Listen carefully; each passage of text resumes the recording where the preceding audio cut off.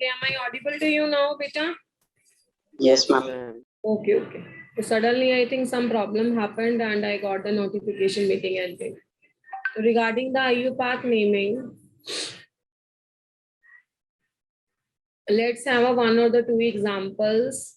मैंने यहाँ पे 2-3 पॉइंट लिख देती हूँ जो बहुत बहुत इंपॉर्टेंट है. वैसे तो मैंने लास्ट क्लास में चलो पॉइंट नहीं लिखते, ऐसा करते हैं डिस्कशन कर लेते हैं क्वेश्चंस की. चलो अगर तुम्हें पेपर में ऐसा आ जाता है कोई कंपाउंड COEN ट्वाइस Cl2, इसमें कर देते हैं प्रॉपर से लिख के Cl2. ठीक है, तो इसका क्या होगा IUPAC name? Just tell me what is IUPAC name of this compound. Ma'am bis ethane 1,2-diene chlorido cobaltate. उसमें ना ये ध्यान रखना है जिसके नेम IUPAC नेम के अंदर डाई ट्राई टेट्रा आता है उसमें आप 2 के लिए बिस यूज करते हो, 3 के लिए ट्रेस यूज करते हो, 4 के लिए टेट्रा यूज करते हो एंड 5 के लिए टेट्रा किस. 4 के लिए ही होता है इसमें भी टेट्रा किस.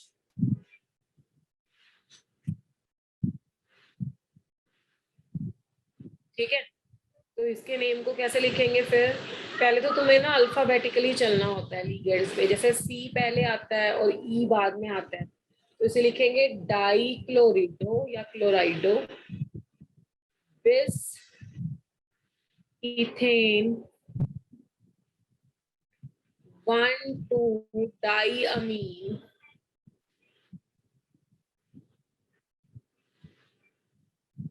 Cobalt 3 ion.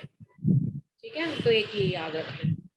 या कई बार जैसे मैंने ये लास्ट में भी शायद एक कॉम्प्लेक्स ऐसा लिया था लास्ट क्लास में भी, NiCN4 2 नेगेटिव, इसका क्या नाम दोगे? Tetracyanoniclate. टेट्रासाइनो या cyanido nickelate. Both the ways are correct. वो पेपर में देख लेना कौन सा दिया हुआ है. Nickelate 2 ion. ये कैसे पता लगा बच्चों को कि जो नेगेटिवली चार्ज कॉम्प्लेक्स है उसमें 8 लगा दो. अच्छा, इसका कैसे दोगे?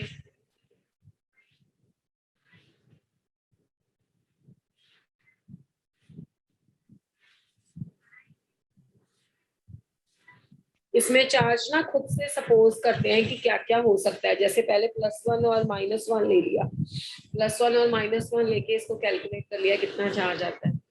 फिर +2 -2 ले लिया लाइक दिस ओनली. तो +2 -2 से यहाँ पे +2 आता है, यहाँ पे -2 आता है, दोनों का सेम चार्ज है. तो इसका कैसे नाम देंगे? टेट्रा. इसमें कैटायनिक भी कॉम्प्लेक्स है, एनायनिक. Tetra chromium. जहाँ पे भी क्रोमियम आ गया या मेटल आ गया वहां पे ऑक्सीडेशन स्टेट 2. उसके बाद टेट्रासाइनाइडो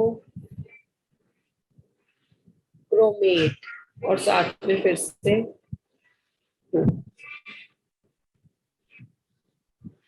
फोर्थ वाले में अगर आपके पास कुछ ऐसा आता है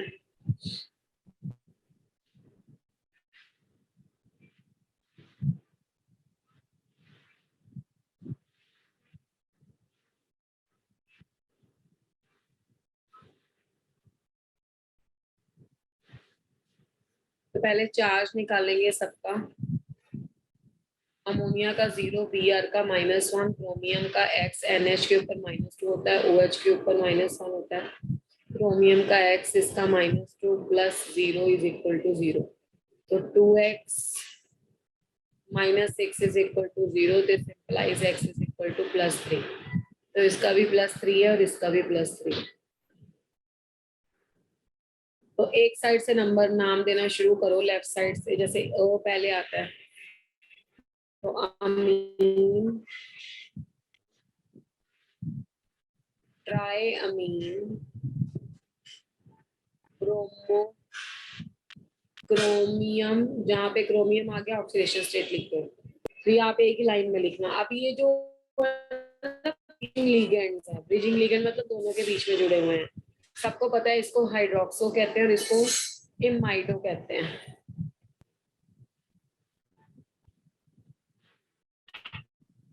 तो म्यू हाइड्रोक्सो, म्यू लगता है इसके बाद, फिर म्यू इमाइडो, इससे पहले भी म्यू, फिर इधर से ऐसे ही name aqua dichloro chromium,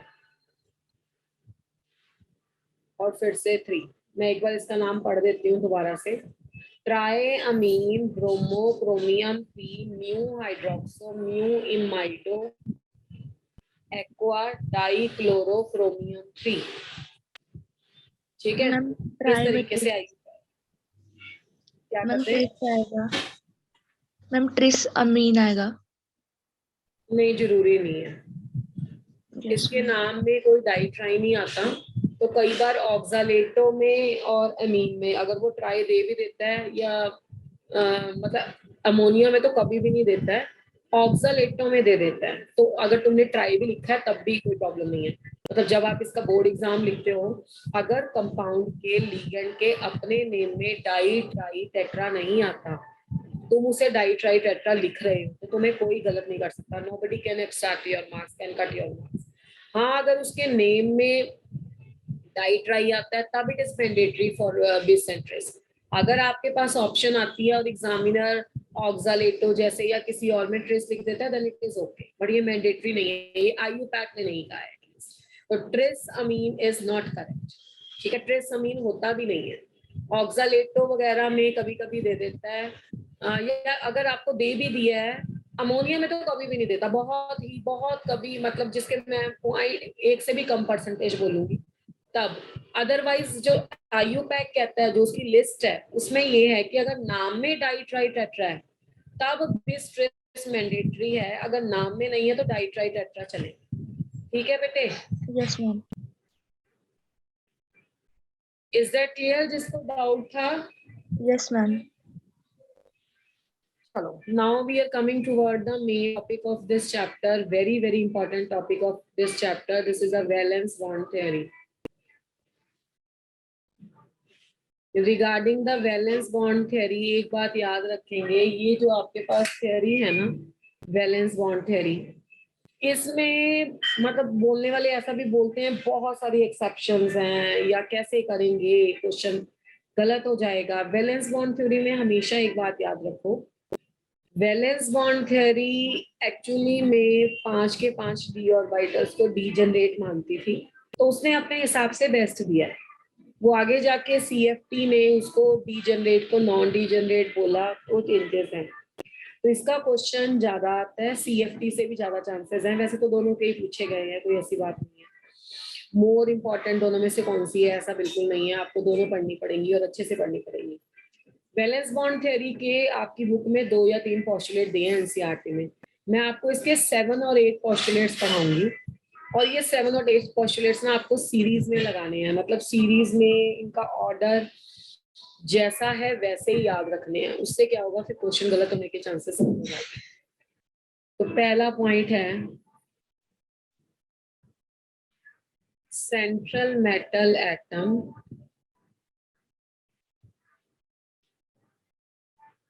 makes the availability of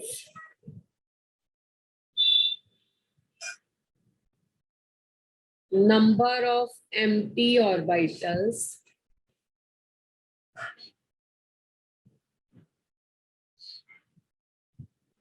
equal to the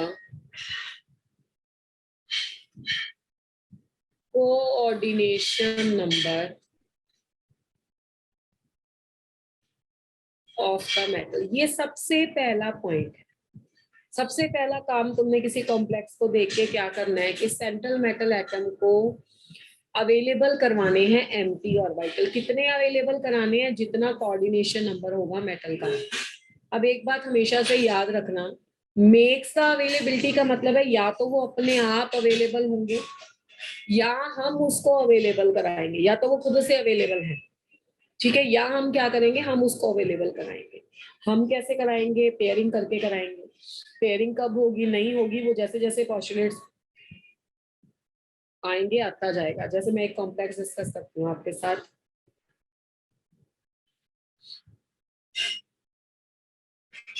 इस कॉम्प्लेक्स को ध्यान से देखना, यहाँ पे 3+ है, आगे जाके पढ़ाऊंगी इसका क्या रोल है। ये है कॉम्प्लेक्स, है ना। अब इसमें कोबाल्ट +3 है, नॉर्मल कोबाल्ट 27 होता है और इसकी इलेक्ट्रॉनिक कॉन्फ़िगरेशन होती है 3s7 और 4s2।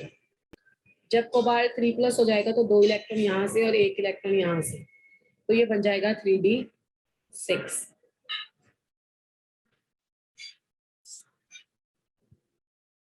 ये 3d आ गया, ये 4s आ गया, ये 4p आ गया। अब पहले तो तुम 6 इलेक्ट्रॉन ऐसे ही रखोगे ना, this is a way of arranging the 6 electrons. पर जब आपके पास अमोनिया अप्रोच करेगा, कोबाल्ट +3 को लिगेंड अप्रोच करेगा, तो इस केस में 6 ऑर्बिटल अवेलेबल कराने का मतलब 2 तरीके से है। 4s 4p 4d, 1 2 3 4, 1 2 3 4 5 अवेलेबल कराने का मतलब ये है कि ये जो आपका है 4s 4p और 4d को यूज किया जाए और 5 एम्प्टी ऑर्बिटल्स हम जनरेट कर लें। बट इस पर्टिकुलर केस में क्यों होता है, that we will discuss later, अभी आ जाएगा नेक्स्ट पोस्टुलेट्स में। एक तरीका तो ये है, ये वाले ले लो, 1s 3p 2d। दूसरा तरीका है makes the availability by pairing of the electron. जब आपके इलेक्ट्रॉन पेयरिंग हो जाते हैं 3d में, तो ये देखो, ये इस तरीके से हो गया, ये 3d, ये आ गया 4s, ये आ गया 4p। 1 2 3 4 5 6 हो गई मेक्स द अवेलेबिलिटी। तो ये Yes, ma'am. पहले वाले केस में ऐसे ले सकते थे, दिस इज अ चांस, पर इस केस में ऐसा नहीं होता। इसमें अगर बिना पेयरिंग करे आ जाए तो इट इज सिंपली अवेलेबल, है ना, अवेलेबल ऑलरेडी है। अगर हमें पेयरिंग करनी पड़े तो इस मेक्स द अवेलेबल। अब कहाँ पेयरिंग होगी, कहाँ पेयरिंग नहीं होगी, that is a different concept. तो ये पहला पॉस्टुलेट है। Second postulate, second postulate theory का क्या कहता है, hybrid orbitals are directional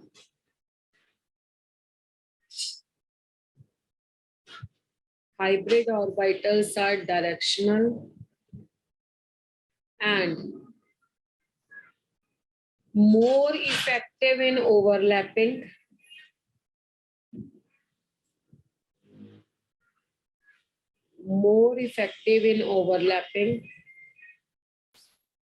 in comparison to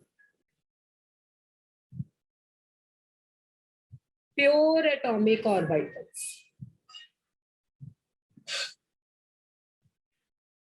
orbitals. So the empty atomic orbitals on the metal hybridize to give new set of orbitals जो है hybrid of same energy and shape. ठीक है, थोड़ा सा मैंने लंबा लिख दिया ये पोस्टुलेट ताकि तुम्हें सब समझ आ जाए। हमने प्रैक्टिकली जो ऑब्जर्व किया होता है ना, जैसे केमिकल रिएक्शन में होता है, वो थ्योरेटिकली हम लिख के चलेंगे। प्रैक्टिकली हमने ये ऑब्जर्व किया कि जो भी कोऑर्डिनेशन कंपाउंड है ना, उनकी फिक्स ज्योमेट्री आती है। ऐसा नहीं है कि कोई भी कहाँ पे होगा, हमने की थ्योरी में भी पढ़ा था। तो इस कॉम्प्लेक्स में क्या हुआ कि जो हाइब्रिड ऑर्बिटल्स हैं, पहली बात तो वो डायरेक्शनल होते हैं, एटॉमिक ऑर्बिटल्स नॉन डायरेक्शनल होते हैं। एटॉमिक ऑर्बिटल्स से प्योर से कभी भी आपके पास एक फिक्स ज्योमेट्री नहीं आएगी, ज्योमेट्री आएगी हाइब्रिड ऑर्बिटल्स से। ठीक है। तो वो कह रहा हाइब्रिड ऑर्बिटल्स डायरेक्शनल भी होते हैं और ज्यादा अच्छे से ओवरलैपिंग करते हैं प्योर एटॉमिक ऑर्बिटल के कंपैरिजन से। इसलिए जो एम्प्टी ऑर्बिटल्स तुमने मेटल पे जनरेट किए हैं वो सबसे पहले तो क्या होंगे, हाइब्रिडाइज होंगे। हाइब्रिडाइज होने के बाद वो एक नए ऑर्बिटल जनरेट करते हैं जिन नए ऑर्बिटल्स की एनर्जी और शेप सेम होता है। तो यानी कि सेकेंड स्टेप क्या होगा, सेकेंड स्टेप ये है, वही कॉम्प्लेक्स लेके चलेंगे।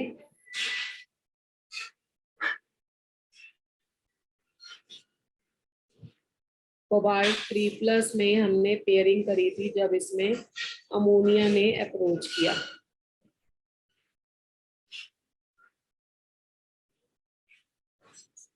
This is 3D. This is 4s. This is 4p. तो अब हमने एम्प्टी ऑर्बिटल को चूज कर लिए थे। यहाँ पे there would be the overlapping D2sp3,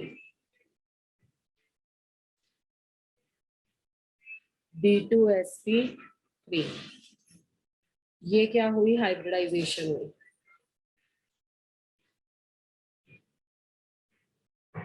तो D2sp3 was a hybridization of the orbitals, second step. Third step सबको पता है, बहुत इजी है। थर्ड स्टेप क्या है, the ligands donate their lone pair of electrons in the empty hybrid orbitals of the metal oblique ion। अब तो भाई सब कुछ रेडी पड़ा है, तो अब तो लिगेंड ने आना है बस, दैट्स इट। हाइब्रिडाइज्ड भी हैं और उसमें अपने इलेक्ट्रॉन डाल देने हैं। This is 3D, this is 4s,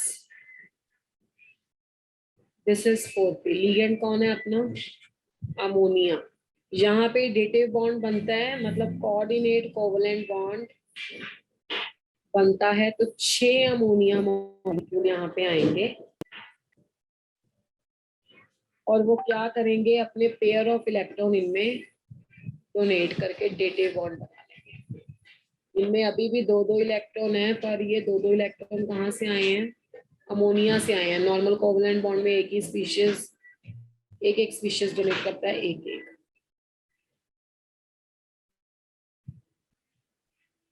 तो ये हो गया तुम्हारा D2sp3 हाइब्रिडाइजेशन। तो इतना काम एनसीईआरटी बता देती है डिटेल में, इतने पॉइंट्स को मतलब एक्सप्लेन कर देती है, वेल एक्सप्लेन कि ऐसे ऐसे होता होगा। अब इसमें कुछ कुछ पॉइंट्स जो कंफ्यूजन्स आती हैं या जहां जहां पे तुम्हें लगता है कि मैम ये एक्सेप्शन था हमसे नहीं लगा, उनके लिए मैं कुछ एक्स्ट्रा पॉइंट बता रही हूँ रेड कलर से। तो इम्पोर्टेंट है, डेंजर सिग्नल है, नहीं याद करोगे तो फिर क्वेश्चन गलत हो जाएगा। तो फोर्थ पॉइंट है, ये फोर्थ पॉइंट ना देखो, अगर तो समझ आ गया फिर तो ठीक है, नहीं तो तुम्हें लगेगा कि इस पॉइंट का इस थियरी में लेना देना ही नहीं है। ये फोर्थ पॉइंट क्या कहता है, the dipole movement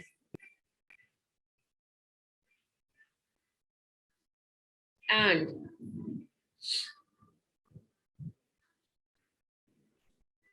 geometry predict the hybridization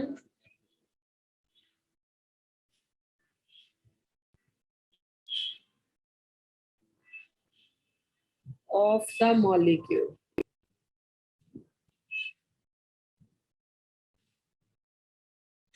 more over कहीं ना कहीं कोऑर्डिनेशन नंबर। इसका मतलब क्या हुआ, हमारा पता क्या प्रॉब्लम है जब हमारा क्वेश्चन गलत होता है, हम जो कंपाउंड दिया होता है उसकी हाइब्रिडाइजेशन करने लग जाते हैं। मैंने ये बात केमिकल बॉन्डिंग में भी पढ़ाई है।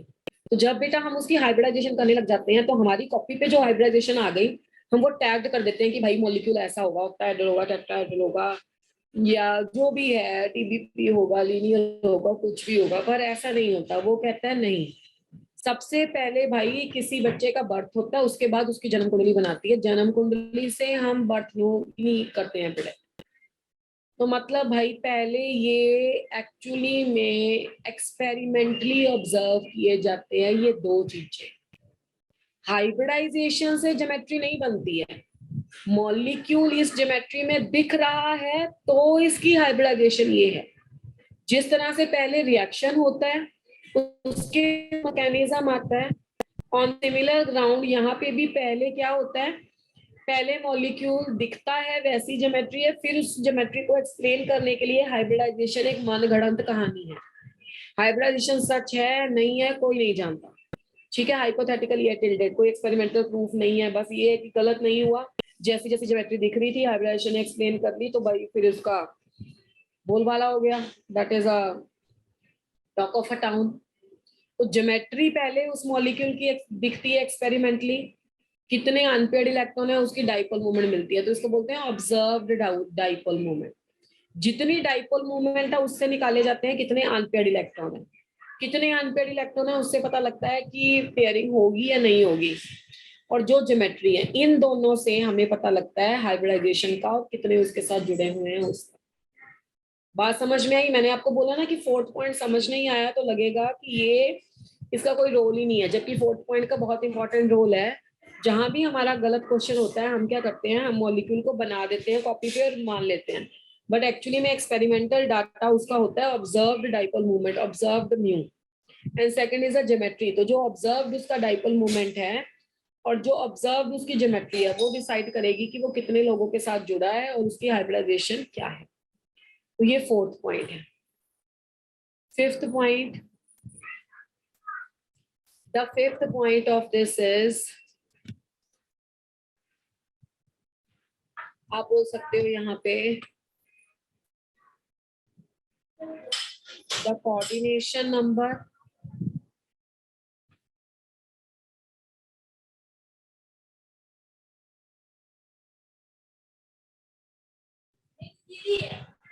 the coordination number and the geometry are related as। ये चार्ट भी भाई बहुत इंपॉर्टेंट है। अगर आपका कोऑर्डिनेशन नंबर 6 होगा तो भाई ज्योमेट्री तो अंडर एवरी कंडीशन ऑक्टाहेड्रल ही होगी। और जो इसमें हाइब्रिडाइजेशन है वो दो तरह की हो सकती है, या तो हो सकती है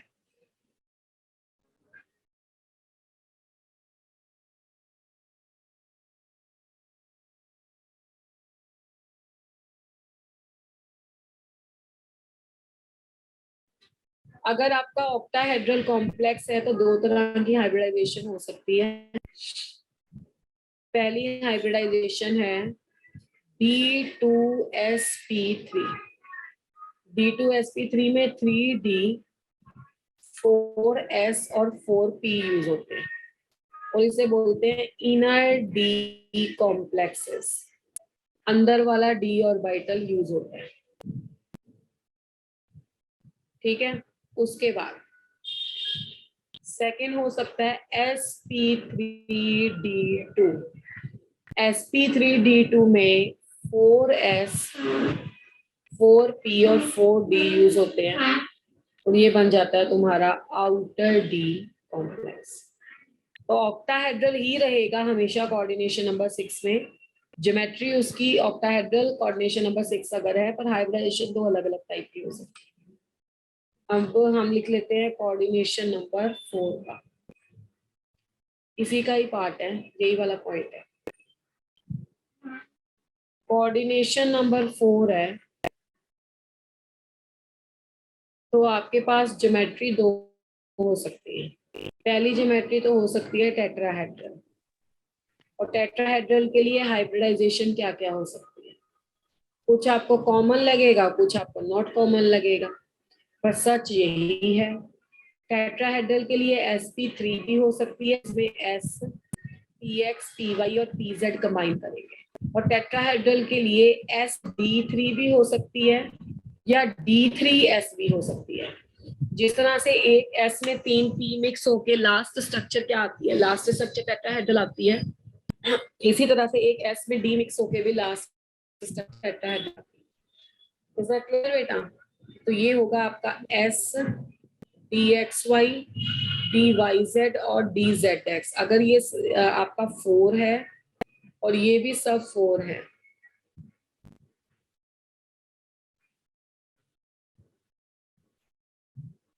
फोर dxy, ये भी 4 है और ये भी 4 है, तो आपके पास है ये। और अगर d3s है तो 3dxy होगा, 3dyz होगा, 3dzx होगा, और s का मतलब है 4s। So this is how you people have to proceed.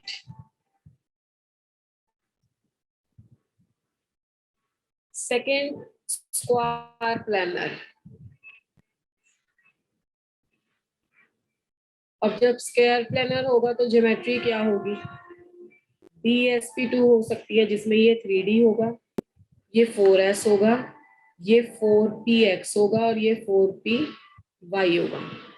या SP2D हो सकती है, इसको इनर D बोल लेंगे, इसको आउटर D बोल लेंगे। SP2D में क्या होगा भाई? 4S, 4PX, 4PY और D लिखा ही नहीं इसमें, है ना? D x square minus y square होता है और यहाँ पे हो जाएगा 4D x square minus y square. तो इस तरीके से आपका आंसर आ जाएगा। समझ में आ रहा है? नजर आ जाएगा, ये पहले किया हुआ है इसलिए मैंने इसी में लिख दिया। यस और नो? Yes ma'am. मैम ये 3dx square minus y square है फर्स्ट वाला। मैं ना लिख देती हूँ, मुझे लग ही रहा था कि शायद you would not be able to learn it. Tetrahedral वाला कर लोगे इस पेज में से? Yes ma'am. Yes ma'am. है ना? दूसरे मैं अगले पेज पे लिख देती हूँ, यहाँ स्पेस की कमी थी, हमने सोचा इकोनॉमिकली हम इसका फायदा उठाएंगे बट नहीं कर पाए। अगले पेज पे लिख देते हैं इसको। अगर कोऑर्डिनेशन नंबर 4 होगा तो सेकेंड टाइप की ज्योमेट्री हो सकती है आपकी स्क्वायर प्लेनर।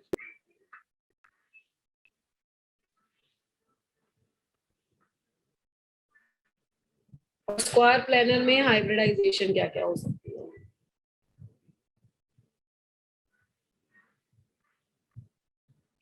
हाइब्रिडाइजेशन एक तो हो सकती है SP2D, इसको फिर बोलेंगे आउटर D कॉम्प्लेक्स। इसमें आएगा 4S, 4PX, 4PY, 4DX square minus y square. In plane वाला चाहिए ना, तो ये DX square minus y square है जो इसमें यूज होता है। ये इन प्लेन, ठीक है, प्लेन के बीच में है, अबव द प्लेन। दूसरा हो सकता है DSP2, इसको बोलेंगे inner D complex.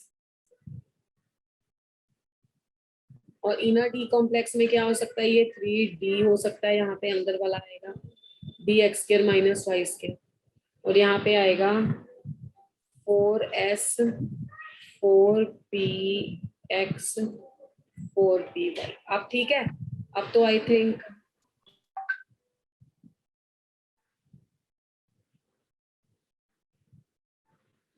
just a minute. Yes. Is the screen visible to you, beta? Yes ma'am. Coordination 4 हो गया, बस दो ही कोऑर्डिनेशन नंबर इसमें आएंगे, coordination number 4 and coordination number 6। इसके अलावा अगर कोई और कोऑर्डिनेशन नंबर आता है then refer to the VBT of chemical bonding. ठीक है, लीनियर आ सकता है, TBP आ सकता है, कुछ भी आ सकता है, तो वो आप उसके हिसाब से करोगे। बाकी इसमें दो ही तरह के कॉम्प्लेक्स हैं हमारे पास।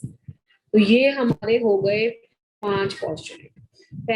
पहले 3 पोस्टुलेट तो कॉमन है, सबको हैं। फोर्थ कह रहा है कि पहले observed dipole moment and geometry पता हो तो हम हाइब्रिडाइजेशन बता सकते हैं। फिफ्थ कह रहा है कोऑर्डिनेशन नंबर एंड ज्योमेट्री में ये रिलेशनशिप है, और हाइब्रिडाइजेशन में ये आपस में इस तरीके से रिलेट करते हैं। ज्योमेट्री ये दिखती है तो हाइब्रिडाइजेशन ये बना के आएंगे। और सिक्स्थ पॉइंट क्या कहता है? सिक्स्थ पॉइंट कहता है कि there are the two types of ligands, there are the two types of the ligands, strong field ligand, field का मतलब है जिनका दायरा मतलब ऐसा है कि अपने आने वाले फील्ड में स्ट्रांगली अपना इफेक्ट इंसर्ट करते हैं, मोर रिपल्शन कराते हैं, सीधी सी बात है। Strong field ligands known as the strong ligands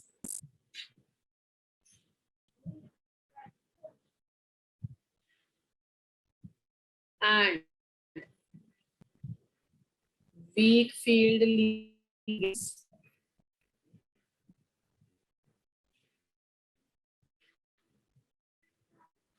known as the weak ligands.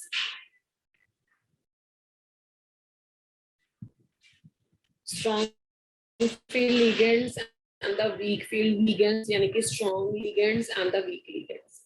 अब ये क्या वही हम इससे हमें कैसे याद रखना है, ठीक है, याद तो मैं आपको कराऊंगी CFT में जब स्पेक्ट्रोकेमिकल सीरीज आएगी। अभी के लिए आप सिर्फ इसके क्वेश्चन सॉल्व करने के लिए मैं एक बात बता दूं, ये VBT की लिमिटेशन है। कभी भी VBT ने ये डिसाइड नहीं कर पाई थी कि कौन सा लिगेंड स्ट्रॉन्ग है कौन सा वीक है। बस मुझे आपको इसके क्वेश्चन सॉल्व करवानी है तो मैं हिंट अभी दे रही हूँ, बाकी मैं स्पेक्ट्रोकेमिकल सीरीज पूरी लिखवाऊंगी जिसमें ऑर्डर में दिया हुआ है कि कौन स्ट्रॉन्ग है कौन वीक। तो जो आपका CN नेगेटिव और CO है वो आप मान के चलना कि स्ट्रॉन्ग लिगेंड, ये तो हमेशा ही स्ट्रॉन्ग लिगेंड आएंगे। बाकी नाइट्रो है, ऑक्सालेटो है, पानी है, अमोनिया कब स्ट्रॉन्ग आएंगे कब वीक, वाटर तो हमेशा वीक ही आएगा, अमोनिया आ जाता है बीच बीच में, वो कब आता है वो सब डिस्कशन करेंगे। ये स्ट्रॉन्ग लिगेंड्स हैं। अब स्ट्रॉन्ग लिगेंड का मतलब क्या होता है, अब लिगेंड पे भी कौन सा होता है, इलेक्ट्रॉन्स होते हैं, चाहे न्यूट्रल हो, लिगेंड्स का मतलब ही न्यूक्लियोफाइल है, चाहे वो नेगेटिवली चार्ज हो। तो स्ट्रॉन्ग लिगेंड में क्या होती है, हाई मैग्नीट्यूड ऑफ रिपल्शन या स्ट्रॉन्ग मैग्नीट्यूड ऑफ रिपल्शन होता है। किस किस में रिपल्शन होना है यहाँ पे, strong magnitude of repulsion between metal के जो d इलेक्ट्रॉन्स हैं एंड नेगेटिवली चार्ज्ड लिगेंड्स, यानी कि इलेक्ट्रॉन्स ऑफ लिगेंड्स। तो लिगेंड जो अपने इलेक्ट्रॉन लेके आया है वो तो देने आया है, पर अगर मेटल के d ऑर्बिटल में ही पहले इलेक्ट्रॉन है वो उसको रिपेल करते हैं। तो जब भी स्ट्रॉन्ग एंड होगा वहां तुम क्या करोगे, पेपर में पेयरिंग ऑफ इलेक्ट्रॉन्स करोगे in the d orbitals of metal, और इसको याद रखना है d ऑर्बिटल्स ऑफ मेटल, ठीक है, जैसे हमने पीछे किया था अमोनिया वाले केस में। इसके अलावा जो भी एनी अदर लिगेंड्स हैं जिसमें आपके हैलोजेंस आ सकते हैं, जिसमें आपका वाटर आ सकता है, जिसमें आपका कोई भी लिगेंड आ सकता है, ठीक है, वहां पे ये सब लिगेंड क्या है, वीक लिगेंड्स हैं। और जो आपके वीक लिगेंड्स हैं उसमें क्या होगा, लेस रिपल्शंस होंगी, और अगर इसमें लेस रिपल्शन होंगी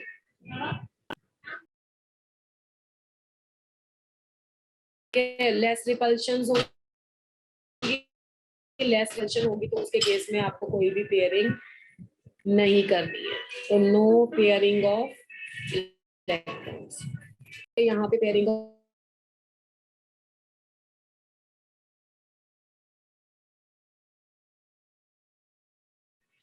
इसमें कोई भी पेयरिंग ऑफ इलेक्ट्रॉन्स नहीं करोगे।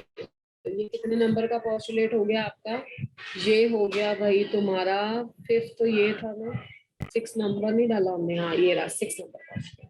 तो सबसे पहले तुमने पहले 3 बेसिक पोस्टुलेट पढ़ लिए, और उसके बाद चेक करो कि उसकी एक्चुअली में हाइब्रिडाइजेशन, एक्चुअली में ज्योमेट्री क्या है, ये डाइपोल मोमेंट क्या है, फिर देखो आपकी हाइब्रिडाइजेशन एंड ज्योमेट्री में क्या रिलेशनशिप है, लीगेंड देख के वो आएगा, ठीक है। 7th पॉइंट पे बहुत बच्चों का क्वेश्चन गलत होता है। 7th point is an important point. Now, what does this point says? 7th point ये कहता है कि पेयरिंग ऑफ द इलेक्ट्रॉन्स तब तक नहीं हो सकती जब तक आपका Hund's rule you can say violate होता है, तो पेयरिंग आप कभी भी नहीं करोगे। Pairing of electrons should not violate the Hund's rule, याद रखना इस बात को। हर्ट्ज रूल जानते हैं ना सभी? Yes ma'am. Pairing of electron से हर्ट्ज रूल खराब नहीं होना चाहिए। अगर आपका हर्ट्ज रूल वायलेट हो जाएगा तो फिर पेयरिंग नहीं करनी है, चाहे स्ट्रॉन्ग लिगेंड भी हो। जैसे मैं आपको करके बताती हूँ उनको, फॉर एग्जाम्पल, और ये एग्जाम्पल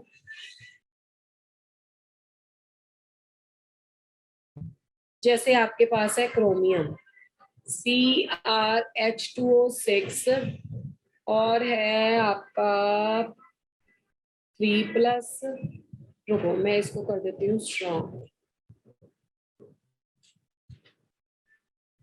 यहाँ पे आपका हो जाएगा CrCN6 3 नेगेटिव। अब देखो, अब ये लिगेंड है। अब तुमने पहले इसका कैलकुलेशन किया, x - 6 इज इक्वल टू -3, तो x comes out to be +3। तो क्रोमियम आपका हो गया 3D5 और 4S1। तो क्रोमियम 3+ आपका कितना हो गया, 1 यहाँ से गया, 2 यहाँ से गया, तो कितना हो गया 3D3। इतना तो तुम काम कर लोगे सब बच्चे। फिर उसके बाद तुम पेपर में चेक करोगे कि CN नेगेटिव है, CN नेगेटिव है स्ट्रॉन्ग लिगेंड, तो तुम कहोगे कि इसकी पेयरिंग करेंगे हम। अब पेयरिंग होगी या नहीं होगी वो अभी चेक करते हैं। अब ये देखो, अगर तुमने पेयरिंग की 3 इलेक्ट्रॉन की तो कैसे करोगे? ये क्रोमियम है 3+, ये 3D हो गया, ये 4S हो गया और ये 4P हो गया। अगर आप इसकी पेयरिंग करते हो तो भाई पेयरिंग से तो ये आंसर आना चाहिए। ये 3D है, ये 4S है और ये 4P है। तो इसके हिसाब से तुम्हारे अनपेयर्ड इलेक्ट्रॉन कितने हैं? इसके हिसाब से तुम्हारे अनपेयर्ड इलेक्ट्रॉन 3 आएंगे, इसके हिसाब से अनपेयर्ड इलेक्ट्रॉन 1 आएगा अगर पेयरिंग हो गया दूसरा इलेक्ट्रॉन यहाँ पे। तो इसके हिसाब से डाइपोल मोमेंट 3 पॉइंट कुछ आनी चाहिए और इसके हिसाब से डाइपोल मोमेंट कुछ 1 पॉइंट आनी चाहिए। और पेपर में देखा गया कि डाइपोल मोमेंट ये आती है, ये गलत है, यानी कि पेयरिंग इसमें नहीं होती। उसका कारण क्या है? क्योंकि जब हम नॉर्मल 3 इलेक्ट्रॉन रखते हैं डी में तो कैसे लिखते हैं? पहले सिंगल सिंगल सिंगल लिखते हैं ना। पेयरिंग कब स्टार्ट होती है? जब हमारे 5 के बाद आते हैं। तो आपको ना, अब मैम हम कैसे याद रखेंगे, तो मैं तुम्हें एक ट्रिक देती हूँ। हमेशा CFT को दिमाग में रख के क्वेश्चन करना, VBT का भी।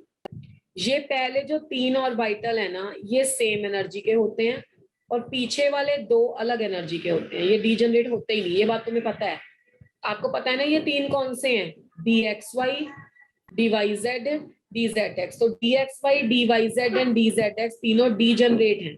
तो पहले 3 ऑर्बिटल आपस में क्या होते हैं? डीजनरेट। तो पहले ये 3 सिंगल सिंगल इलेक्ट्रॉन खाएंगे, फिर पेयरिंग स्टार्ट होगी। मतलब डी के जब तक आप 1 हो तो पेयरिंग होनी नहीं है, 2 हो तो भी पेयरिंग नहीं होनी, 3 हो तब भी पेयरिंग नहीं होनी, 4 हो तो पेयरिंग होगी ऐसे, 5 हो तब पेयरिंग होगी ऐसे, 6 हो तब पेयरिंग होगी ऐसे। तो यानी कि तुम्हें ना इसको P मान के चलना है। जैसे P में आप इलेक्ट्रॉनिक कॉन्फ़िगरेशन लिखते हो, या फिर ऐसे मान लो कि ये 3 डीजनरेट हैं, तो उस हिसाब से आपको इसको करना है। तो जो बच्चा इसका ये आंसर लगा के आएगा वो गलत है, क्योंकि हमने पहले 4th नंबर पोस्टुलेट में बताया कि सबसे पहले क्या आता है? सबसे पहले आपके पास आता है डाइपोल मोमेंट और उस मॉलिक्यूल की ज्योमेट्री, उससे तुम हाइब्रिडाइजेशन का आइडिया लगाते हो। इज इट क्लियर और नॉट? Yes ma'am. ठीक है, तो हमेशा मैं फिर से रिपीट कर रही हूँ, स्ट्रॉन्ग लिगेंड चाहे हो भी तब भी पेयरिंग नहीं करनी तब तक अगर आपका हर्ट्ज रूल वायलेट होता है। और हर्ट्ज रूल कब वायलेट होता है? जब आप 3 को पहले सेम एनर्जी के मान लो, तो 3 में जैसे डीजनरेट सिंपल P में इलेक्ट्रॉन फिल करते हो तो वैसे ही होने चाहिए। तो ये 7th पोस्टुलेट हो गया। 8th पोस्टुलेट, 8th पोस्टुलेट और 7th पोस्टुलेट से बहुत सारे बच्चों के क्वेश्चन गलत होते हैं। 8th पोस्टुलेट क्या कहता है? ये कहता है in the case of the second and the third transition series element, मतलब जब आपका D ब्लॉक का एलिमेंट सेकंड और थर्ड ट्रांजिशन सीरीज का हो, in the case of the second and the third transition series element, second and third transition series elements के case में क्या होगा? पेयरिंग विल अकर पेयरिंग से हमेशा इनर डी कॉम्प्लेक्सेस बनते हैं ना. Pairing will occur and the inner D complexes are formed irrespective of the nature of ligand. Irrespective of the nature of ligand. इसका क्या मतलब बना? इसका ये मतलब बना कि सेकेंड और थर्ड ट्रांजिशन सीरीज में होता है बड़ा एलिमेंट. पहली ट्रांजिशन सीरीज में 3D है, तो अगर लिगेंड वीक है तो पेयरिंग नहीं करना, स्ट्रॉन्ग है तो पेयरिंग करना. सेकेंड ट्रांजिशन स्टेट में प्लेटिनम हो गया, पैलेडियम हो गया, ठीक है. अब इनमें क्या क्या फिल होता है? इनमें होता है 4D और 5D फिल. तो इनके साथ चाहे लगा हो साइनाइड, ठीक है, चाहे लगा हो Cl नेगेटिव, तो दोनों ही केस में पेयरिंग करनी ही करनी. क्यों? क्योंकि जब आप पेयरिंग करोगे ना, ये क्या था, स्ट्रॉन्ग लिगेंड था तब भी पेयरिंग की, ये वीक लिगेंड था तब भी पेयरिंग की. तो ये लिगेंड के दोनों को सेम ही कर देती हूँ मैं. फिर तुम सोचोगे कि मैडम प्लेटिनम और पैलेडियम का कोई फर्क है. ठीक है, तो इसका ये मतलब हुआ कि क्योंकि अगर मैं इसकी पेयरिंग नहीं करूंगी ना, तो मुझे बाहर वाला डी लेना पड़ेगा.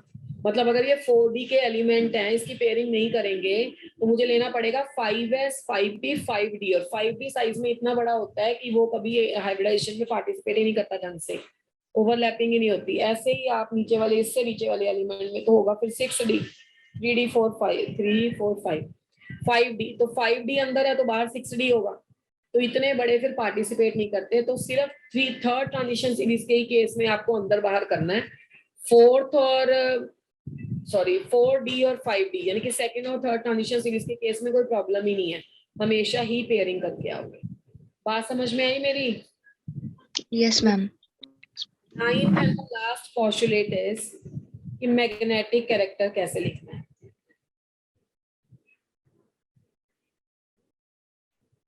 देखो मैग्नेटिक कैरेक्टर कैसे लिखा जाएगा. If all electrons are paired,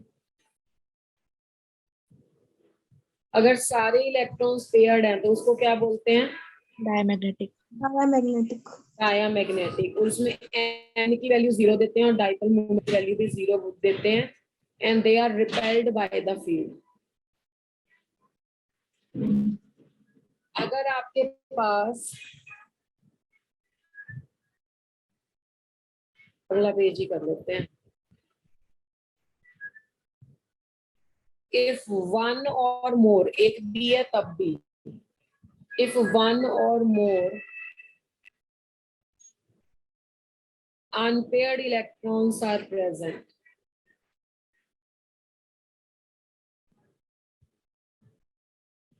then dipole moment 0 नहीं होगी. म्यू, हाँ, तब उसको बोलते हैं पैरामैग्नेटिक. और ये होगा अट्रैक्टेड बाय द फील्ड.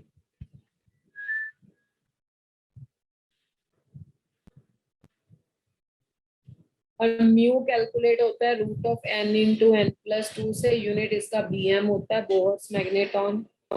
और यहाँ पे n का मतलब होता है number of unpaired electrons.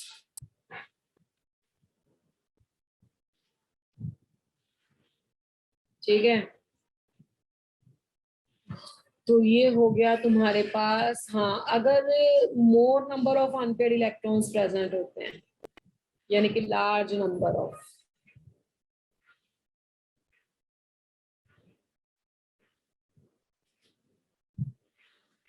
unpaired electrons are present, then हम उसे क्या कहते हैं? क्या बोलते हैं? Paramagnetic. Ferromagnetic substance.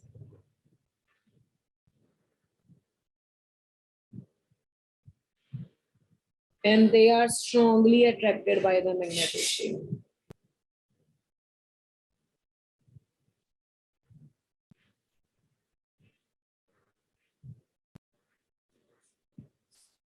ये strongly attracted by the magnetic field.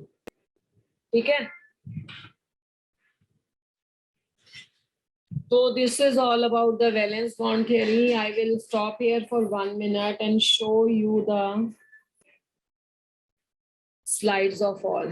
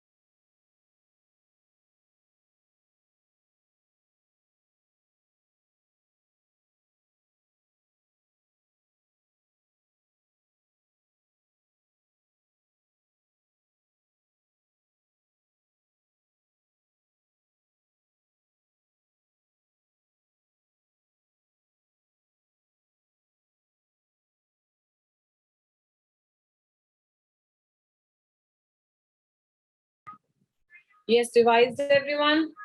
Yes, ma'am. Yes, ma'am. आगे तो जी आगे प्रैक्टिस ही प्रैक्टिस है। वीबीटी मेरी तरफ से कंप्लीट है, बस जब प्रैक्टिस करा लेंगे उसके बाद इसके फेलियर करा के फिर सीएफटी हमने बताना है, तुम्हारी प्रैक्टिस है। फिर उसके बाद सीएफटी एंड फिर आइसोमेरिज्म पढ़ा देंगे, दैट्स इट। चलो let's have the some of the questions. ये क्वेश्चन करके बताओ।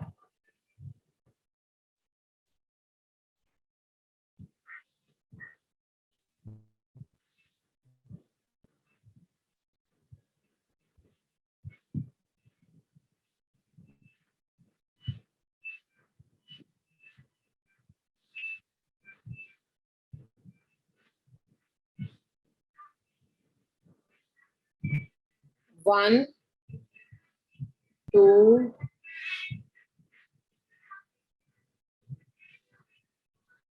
थ्री,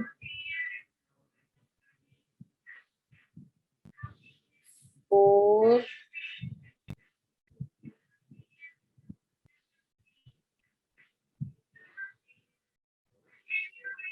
and 5 is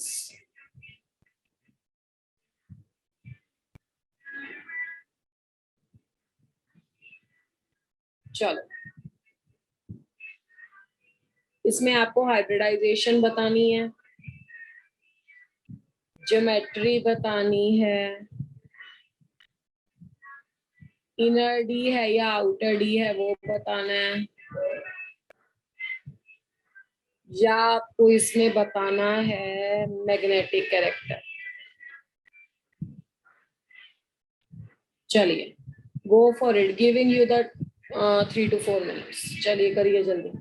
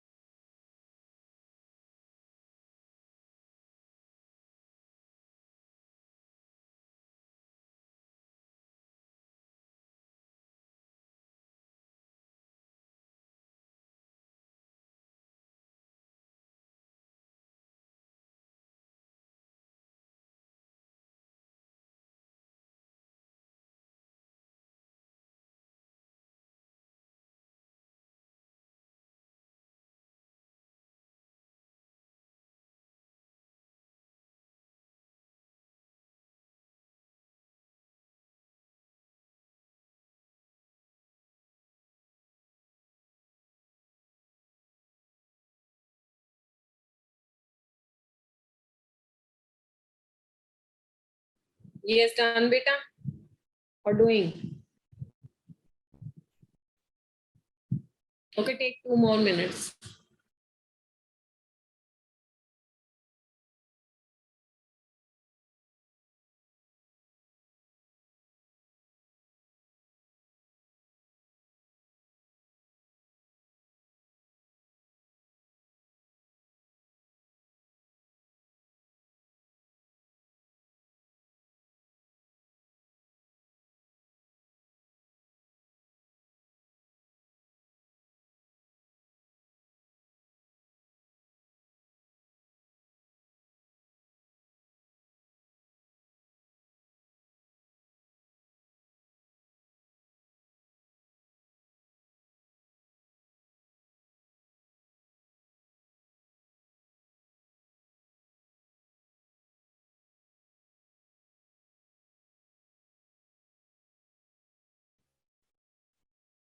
चलिए, let's solve it one by one.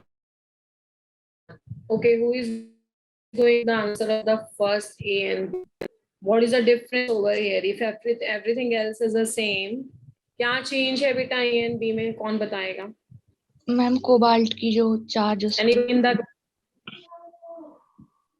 पहले वाले में कितना है? फर्स्ट वाले कॉम्प्लेक्स में कोबाल्ट पे चार्ज कितना है?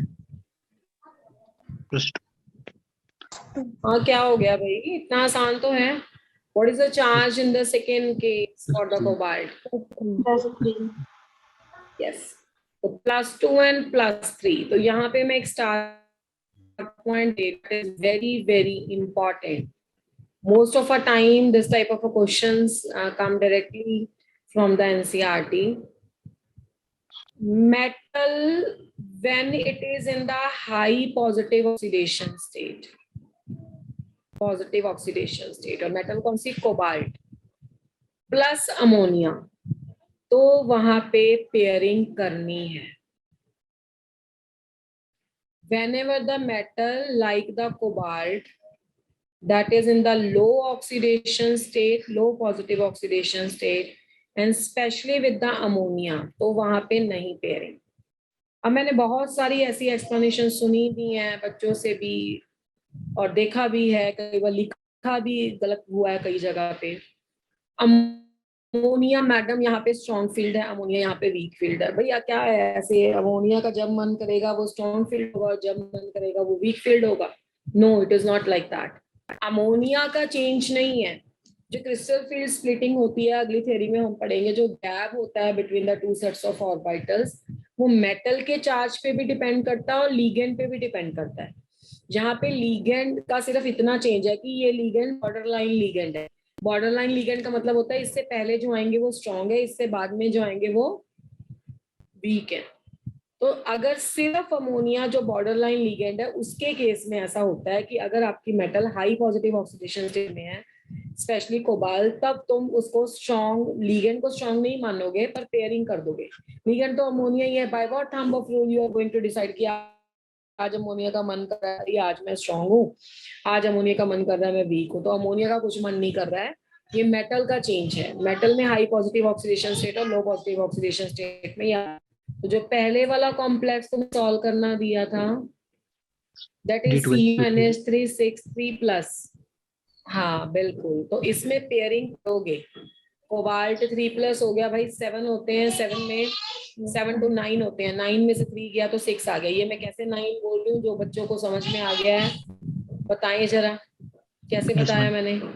This is 3D. Cobalt 27 atomic number है, तो 4s2 के 2 इलेक्ट्रॉन निकालेंगे और एक 4d में. हाँ, कि s के 2 मिला के, नो नो नो, और d के मिला के, तब मैंने 9 बोला है. 9 का +3 हो गया तो आपका +6 ऑक्सीडेशन स्टेट. अब 6 में पेयरिंग, अब ये कब पेयर करनी है? जो कोबाल्ट +3 है और साथ में कौन है भाई इसके? अमोनिया है, याद रखना. हाँ, अमोनिया है. तो अब आपके पास availability of empty d orbital अंदर से हो गई है, मतलब इनर वाले d ऑर्बिटल्स आ गए. तो इनर वाले d ऑर्बिटल्स के केस में D2sp3 would be the hybridization. Yes ma'am. D2sp3, this is a hybridization. हाँ बिल्कुल सही. बाकी आप इलेक्ट्रॉन्स कर लोगे, इसमें भर दोगे. Inner orbital complex. Not a big problem. और ये डायामैग्नेटिक है. कोई मुझे पता लगे? हाँ, डायामैग्नेटिक है. मैग्नेटिक इनर ऑर्बिटल कॉम्प्लेक्स है, कॉम्प्लेक्स कहते हैं. और इसको ना लो स्पिन भी बोलते हैं. जहाँ पे अनपेयर्ड इलेक्ट्रॉन नहीं होते वो लो स्पिन होता है. तो कई बार वो इनर डी आउटर डी ना पूछ के लो स्पिन हाई स्पिन लिख देता है, तो भी आपको आना चाहिए. कोई मुझे बताएगा मुझे कैसे ये पता लगी सारी बातें कि यहाँ पे पेयरिंग होनी है? मैम मैंने क्योंकि यहाँ जो से ज्यादा इलेक्ट्रॉन्स है तो हंट्ज़ूल वायलेट नहीं हो रहा है, तो हम कर देंगे यहाँ पेयरिंग. हंट्ज़ूल वाला पॉइंट नहीं है, क्योंकि इसकी ऑब्जर्व्ड डाइपोल मोमेंट 0 थी. मैंने एक क्वेश्चन लिखाया था ना कि ऑब्जर्व्ड डाइपोल मोमेंट और ज्योमेट्री से हम हाइब्रिडाइजेशन पे जाते हैं, तो देखा गया कि ये एक्चुअली में डायमैग्नेटिक है, इसके डाइपोल मोमेंट 0 है. तो हमें आइडिया हुआ कि फिर वो पेयरिंग में होगा, कोऑर्डिनेशन नंबर इसका 6 होगा, दिस एंड दैट. ठीक है. अब यही क्वेश्चन मैं सेकंड के लिए करूं तो क्या होगा, CONH6 और 2+। अब भाई 9 में से 2 गए तो आया 7 आ गया। अब 7 में मेटल लो ऑक्सीडेशन स्टेट में हम कभी भी पेयरिंग करेंगे, sp3d2 4 5 6 7 तो हैप्पी। अब आपके पास आ गया 4s empty 4p और साथ में इसका भाई 4d। अब बताओ भाई क्या ख्याल है तुम्हारा? मैम ठीक है, sp3d2 आउटर ऑर्बिटल कॉम्प्लेक्स। तो ये हो जाएगा आउटर डी कॉम्प्लेक्स। लो पैरामेट स्पिन है कि हाई स्पिन है? मैम अरे लो स्पिन है कि हाई स्पिन है? High high spin. High spin. देखना है कि कम, ये देखनी थी अगर पेयरिंग हो सकती थी तो लो स्पिन, नहीं हुई तो हाई स्पिन। और एन कितना है 3, तो डाइपोल मोमेंट ये भी मैंने तुम्हें ट्रिक बताई हुई है, जितना एन है डाइपोल मोमेंट उतने पॉइंट होती है। एन 3 15 को छोड़ो, डाइपोल मोमेंट अगर एन अगर 3 है ना तो 3 पॉइंट वाला आंसर आएगा। ठीक है, बाकी कैलकुलेशन आगे पीछे हो सकती है, मैंने अप्रोक्सीमेटली किया। चलो पीछे आ जाओ, क्या करा था और हमने। हाँ जी, इसमें क्या आंसर आया तुम्हारा क्रोमियम वाले में? CrH2O6 3+। Anybody in the class? H2 में वीक फील्ड होगा। मैम d2sp3 आई है इसमें। अच्छा, तो पीडी कितना आया 5 और एक 6 थे, 6 में से 3 गया 3 तो 3। अभी जिंदगी में से पहले डी में इलेक्ट्रॉन मत निकालना और फिर एस से निकालने लगो, पता है ना, पहले एंटर करना तो भी डी में, बाहर जाना है तो भी डी से। यू नो दिस थिंग और not? Yes ma'am. Yes ma'am. तो सही बात है भाई। Ma'am 4s 3D 4s and 4, हाँ 4p लिखते हैं पहले।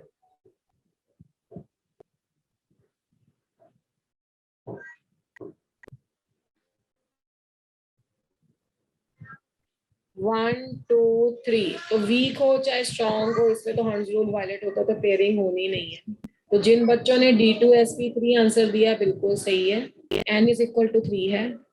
हाई स्पिन कॉम्प्लेक्स है, वैसे ऐसे कॉम्प्लेक्स ना हाई स्पिन होते हैं ना लो स्पिन, ये गलत है इसका लिखना, क्यों? क्योंकि इसमें पेयरिंग हो ही नहीं सकती, हंस रूल ओबे नहीं होता, तो इसलिए इसको हाई स्पिन लो स्पिन दोनों ही लिखना गलत है। तो n 3 आएगा, म्यू 3 पॉइंट कुछ आएगा, और क्या बचा लाइफ में? पैरामैग्नेटिक पैरा बचा, और क्या बचा भाई? ऑक्टाहेड्रल बचा, ज्योमेट्री। ज्योमेट्री, बस यही होता है ना? Yes ma'am. Outer D. Ma'am inner D complex. चलो अब इसका भाई CrCN6 3 नेगेटिव, अब क्या लगता है? अब बोलो। CN में स्ट्रॉन्ग फील्ड लिया जैसे पेयरिंग। मैम नहीं होगी।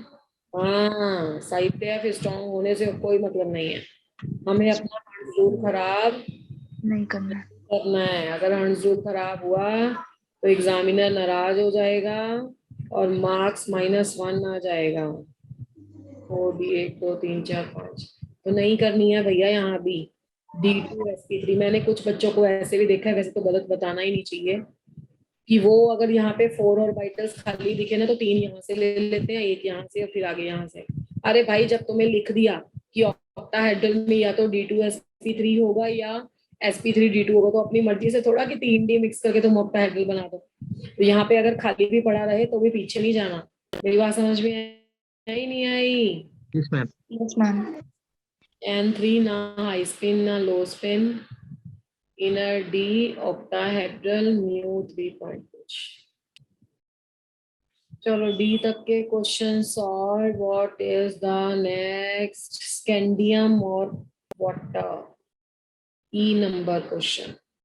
चलो ई नंबर क्वेश्चन कोमल बताएगी। कोमल व्हाट्स योर आंसर? बोलो भाई जल्दी। कोमल हो क्लास में? Yes ma'am. आंसर बताओ, क्यों नहीं बता रही हो? मैम वाटर लो स्पिन होता है, इसलिए स्कैंडियम की जब इलेक्ट्रॉनिक कैसे लो स्पिन हो गया? वाटर थोड़ा लो स्पिन हो गया, वाटर तो वीक लिगेंड होता है। Yes ma'am week ligand. चलो कोई बात नहीं, स्लिप ऑफ टंग हो गया, आगे बोलो। मैम फिर स्कैंडियम की इलेक्ट्रॉनिक कॉन्फ़िगरेशन जब लिखेंगे तो 3d1। Yes ma'am. फिर इसमें सिर्फ डी ब्लॉक में 1 ही इलेक्ट्रॉन आएगा ठीक है, और 4s 4p ये एम्प्टी रहेंगे। तो तुमने हाइब्रिडाइजेशन क्या करी है इसकी? मैम इसमें नो पेयरिंग होगी, इसलिए dsp3 d3sp2। d3sp2, वही गलती कर दी ना तुम लोगों ने। अरे भैया, ये मतलब थोड़ा ना है कि तुम्हें डी फ्री फंड में मिल रहे हैं तो जितने मर्जी ले लो। ऑक्टाहेड्रल में सिर्फ D2 ही यूज होता है। Yes ma'am. ऐसा थोड़ा है कि तुम D के 4 खाली हैं तो कहो चल भाई कोई दिक्कत नहीं है, ऐसा नहीं है। मॉलिक्यूल की ज्योमेट्री में आपके ऑर्बिटल्स फिक्स हैं। ऐसा मत कर देना 4 यहाँ से ले लिए 2 यहाँ से ले लिए, तो या तो D2sp3 होगा या sp3d2 होगा। D4 तो इतना गलत है कि ये एग्जामिनर ऑप्शन में भी नहीं देता। यू कांट बिलीव, मतलब ये ऑप्शन में भी नहीं है, समझे बात को? तो ये नहीं कि D के 4 ले लेना। जब तुम्हें चार्ट बनवा दिया तो भगवान मान के चलो पीपीटी के 9 पोस्टुलेट्स को। अगर उसने बोल दिया कि या तो D2sp3 होगा या sp3d2 होगा तो वही होगा। अपनी मर्जी से कुछ नहीं करना है, अदरवाइज -1 करा लोगे। D2sp3 और बोले इसमें पेयरिंग हो सकती है नहीं हो सकती। अरे एक को कहाँ पेयर करोगे बताओ, रो देगा एक तो। मानते हो नहीं मानते हो इस बात को? Yes ma'am. अरे यस नो, 1 2 3 में नहीं पेयरिंग करनी भाई। 1 2 3 में पेयरिंग बहुत बड़ी मिस्टेक है, ठीक है? So Yes, I ma'am. hope the 9 postulates that we have discussed and 5 to 6 examples that we have discussed that clear your concept. अब Yes. आ जाओ अगली क्लास में। अगर तुमने नहीं किया ना फिर तो गड़बड़ हो जाएगा बच्चा। CuNH342+, इसके लिए सब कुछ कैलकुलेट करके लाना, वेरी वेरी इंपॉर्टेंट। मैं सीक्वेंस बता देती हूँ। मैं क्लास में किससे पूछूंगी? सबसे पहले मैं महक से पूछूंगी। साहित्य लिख ले इनके नाम। पहले महक से, फिर रुचि से, फिर दिशा से। ये 3 बच्चे, फिर इनको नहीं आया तो किसी और से। महक से, रुचि से और दिशा से, that will be the sequence I will first ask in a class and then everybody has to be ready. किसी की भी इसके बाद टर्न आ सकती है, कोई भी मैं इससे क्वेश्चन पूछ सकती हूँ। अब देखो तुम्हारे पास पूरे आज का दिन और नेक्स्ट टुमारोज डे, एक सवाल सॉल्व करने के लिए 2 दिन है। देखते हैं कौन कितना इसमें एफर्ट करके लाता है। यस और no? Yes ma'am. Yes, ma'am. Yes, ma'am. Okay, Yes, just ma'am. give me a virtual thumbs up who all understood this theory. VBT. जिसको VBT सुनी है, जिसने समझ आई है, give me a virtual thumbs up. सिर्फ 2। कोमल तुम्हें नहीं आई क्या? 3 स्टूडेंट्स को आई है बस जो आंसर दे रहे हैं। Why the rest are not responding? Chat box में बताओगे? अच्छा चैट बॉक्स में बताएंगे। चलो एनी हाउ, जिसको थोड़ा बहुत कोई डाउट है एक बार पढ़ लेना नोट्स को भी, फिर भी डाउट रह गया तो मुझे नेक्स्ट क्लास में पूछ लेना। चलो जी, अब चैट बॉक्स में रिप्लाई आ रहे हैं, good.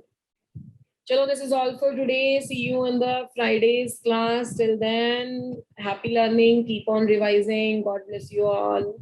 Thank you ma'am. Thank you, ma'am. Bye. Thank you, ma'am. Thank you जी, थैंक यू।